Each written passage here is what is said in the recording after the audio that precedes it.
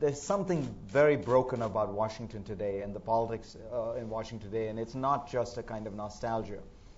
You know, if you look back to just the 1980s, and you say to yourself, this was a period when the United States was also facing a series of crises.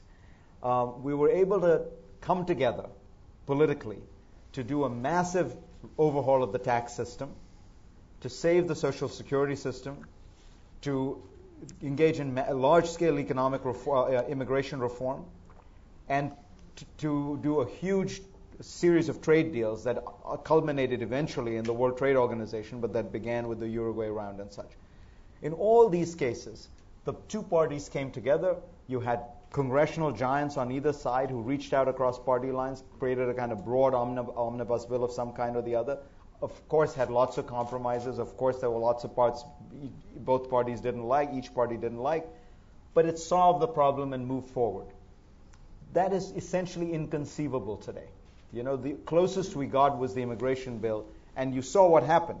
Two senators, not coincidentally, senators who are in their 70s and really represent the past mode of leadership rather than the future, reached across party lines, created a workable compromise, in my opinion, actually solved most of the problems that we faced with regard to it, and dealt with it and moved it forward, and it got chewed up on both ends of the political spectrum.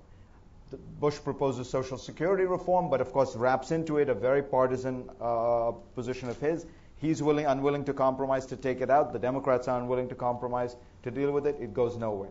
Healthcare, nobody has even touched. Our energy bills are a joke. They are really not energy bills. They are pork barrel bills designed to provide more subsidies. We have a huge food crisis, and this week we will pass an agriculture bill that will provide whatever it is, $150 or $170 billion to agro businesses that are going through, you know, at a point when prices are the highest they've ever been in 200 years.